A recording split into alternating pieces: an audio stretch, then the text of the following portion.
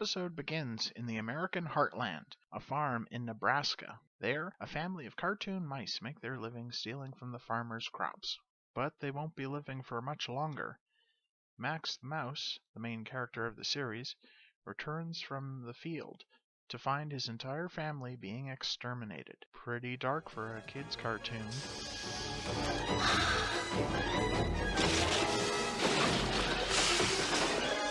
Now you know what would happen if the Rats of Nim didn't leave the farm. Max's mother's last words were to flee to Washington, D.C. and live with Berkeley. Max begins his journey, already visibly traumatized from what he witnessed.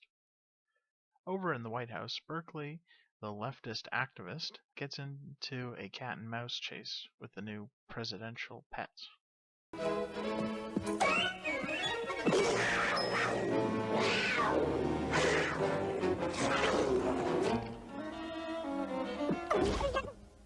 Feel free to insert your own political commentary here. I'm pretty sure this show was made for that sort of thing.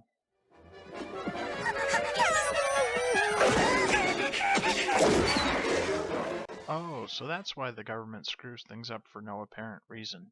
Berkeley informs Jamet, the thuggish young rat, that there's cats in the White House. This is a serious disruption to their way of life. As we further see the society that's developed among the rodent infestation, lots of vice, public gambling, drug use, public intoxication, and what appears to be prostitutes operating in plain sight. Considering their lives are predicated on stealing from the industrious humans, they're not really trying to separate themselves and form their own society. It's not much of a society they've created here. They appear to be in a state of benign anarchy, ironic given that they're dwelling beneath the highest level of government. Berkeley and Jamet inform Trixie of the cats. Trixie is Jamet's mother. She's also constantly smoking and wearing sleeping attire. Given the new danger the cats present, she wisely orders her own son, rather than Berkeley, to pick up Max from the airport. How very thoughtful of her. Oh, so that's why the airport loses luggage for no apparent reason. Max is still depressed from, well, you know. Max and Jamet get separated, leading Max to take the scenic route by the bus. He marvels at the iconic monuments of Washington. As we soon discover, Max is more than just an enthralled tourist. He's idealistic towards the American government, similar to Berkeley, but not necessarily left-wing. This gets explored later, but it's odd that these mice take such an interest in politics when they're not even recognized as citizens of America. The tension rises when another exterminator van arrives. Evidently, the presidential pet cats aren't the only rodent deterrent. Max is given the primer speech by Trixie, introduced to some of the residents, informed of the community events, accommodations, and rules. Herbie the spider is also a resident in the rodent community. This becomes odd in hindsight, but that's for another time. Trixie warns Max never to venture into the forbidden section of the basement.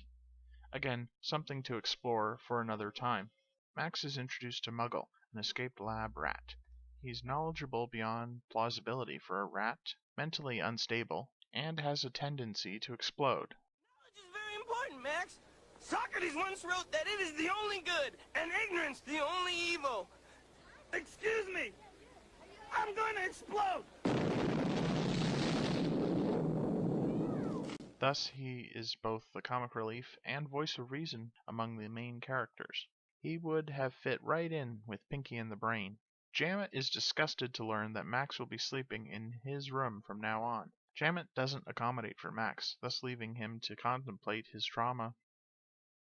That night, while Jamet appears to be pleasuring himself in bed, Max has a nightmare and wakes the both of them up. Things only get worse later that night when a warning siren signals the poison gas has been deployed. The nightmare has become reality. The rodents panic and collect their protective masks. How very topical. They evacuate the basement but have left Max behind. Max is rescued by Mose the Roach. Evidently the poison only works on rodents, while roaches are immune. Max awakens outside the White House, and after the poison has dispersed, Mose fled before Max awakened. He'll be seen again. Worse still, it looks like Muggle didn't make it out in time. Max is traumatized at the sight of yet another dead friend. He bolts out of the White House without warning. Jamet gives chase. Muggle recovers. Evidently he wasn't poisoned. It was just another mental episode. Max flees and tries to board the presidential helicopter. Jamet climbs aboard and listens to Max's monologue about his family's death. Jamet consoles Max in the crudest and most reckless way possible by endangering Max right then and there on the flying helicopter. That could have gone so tragically wrong. So I don't want to die, you big fat creep! Oh. Oh is right, butthead. So you're in. You think she'd hate you for that?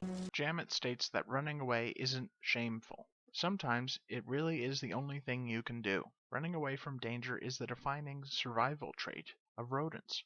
This has been demonstrated throughout the episode. In spite of this being the moral of the story, I doubt it would truly alleviate Max's PTSD.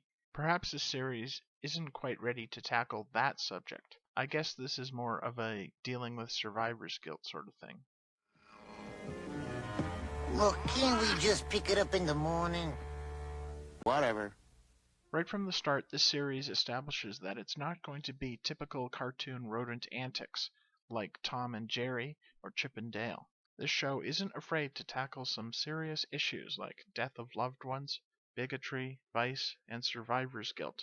Conversely, this isn't going to be a speculative exploration of an emerging rodent civilization, like in The Secret of NIMH. This is more of a commentary of the modern America, that being the human society of America in the 1990s.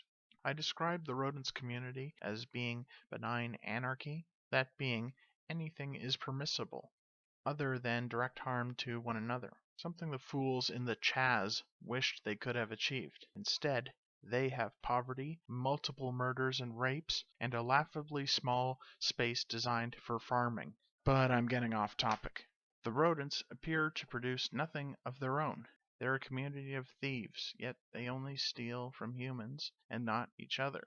Mostly anything else is permitted, except venturing into the forbidden zone, the ghetto of insects. This is commentary on race segregation, and will be explored in later episodes.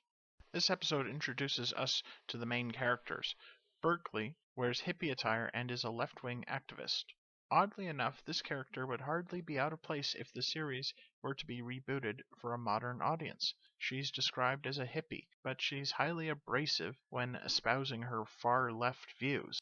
Please. Hippie. Fascist. Fascists. Is everyone a fascist, dear? Furthermore, she calls everyone and everything she doesn't like fascist. This is exactly the kind of person the label SJW applies to. She even has hair color mismatched for her fur, implying it's dyed to look that way. Sometimes the light makes it look like it's actually blue colored. How very appropriate. Now all she needs to do is speak on behalf of a minority that she's not even part of, and she's ready for the modern political landscape. Jamet is a rebellious teen rat and instigator of various raids on the humans. He's far more cynical and street smart than the rest of the cast, with the possible exception of his mother. The episode establishes that he's selfish and indulgent in vice, yet wise enough to do the right thing when the time comes, a constant foil to Berkeley. Trixie's characterization is hard to pin down at this point, but she's wiser than Jamet, and as his mother holds authority over Jamet. In later episodes, she will be shown to maintain some level of social order within the community.